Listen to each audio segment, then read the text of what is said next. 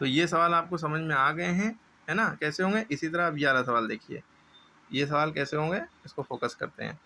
अब देखिए एक्चुअल में सारा खेल इसमें टेबल का होता है। बीच में अगर प्लस का निशान या माइनस का निशान लगा होता है तो इन दोनों का एलसीएम लेते हैं, लेकिन बीच में प्लस माइनस का नहीं, मल्टीप्लाई का निशान है तो काटम पीटी मचाते हैं। इसको इससे काटो या इससे काटो, यानी कि ऊपर नीचे कटता है, ऊपर नीचे साइड में यूं यूं कटता है या यूं यूं कटता है या ऊपर नीचे कटता है, ठीक है। सामने सामने नहीं कटता है, सामने सामने मल्टीप्लाई करता है, सामने सामने टेबल पढ़ते हैं।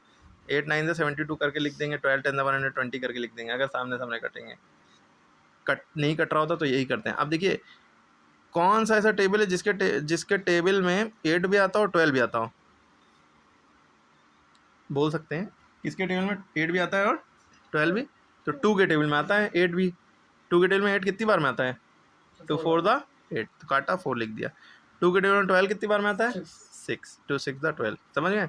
जब 2 से काटते हैं उसका आधा आधा लिख देते हैं, 4 का 8 का आधा 4, 12 का आधा 6।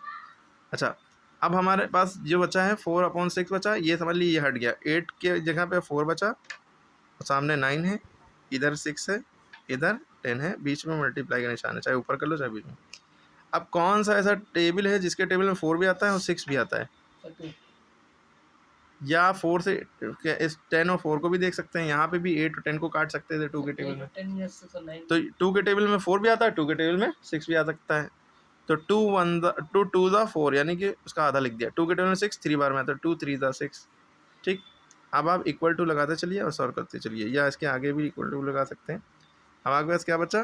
2 × 9/3 × 10, 2 याला इंटू 9 अपॉन 3 × 10। आप ऐसे भी पूरी लाइन खींच के ऊपर नीचे इंटू को बांट सकते हैं या अलग अलग भी कर सकते हैं। अब कोई ऐसा टेबल 2, हाँ 2 ऊपर बचा है, यहाँ 3। अब 2 के 2 कोई ऐसा टेबल नहीं है जिसके टेबल में 2 आता हो और 3 भी आता हो, ठीक है। तो लेकिन एक ऐसा है कि 2 के टेबल में 10 आता है, ठीक है। तो 2 से अब 10 कट जाएगा, 2 1 द 2, 2 5 द 10। अब हमारे पास क्या बचा?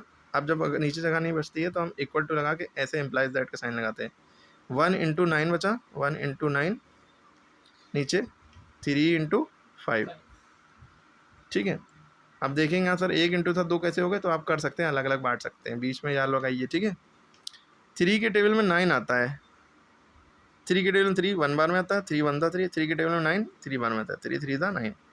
अब हमारे पास क्या बचा? 1 × 3 है ना, 1 3 था 3 मल्टीप्लाई कर लिया, 1 5 था 5, ठीक, ये आंसर आ गया।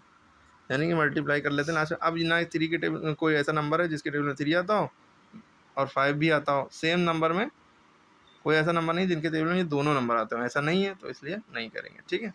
अब अगली वीडियो में अगला सवाल।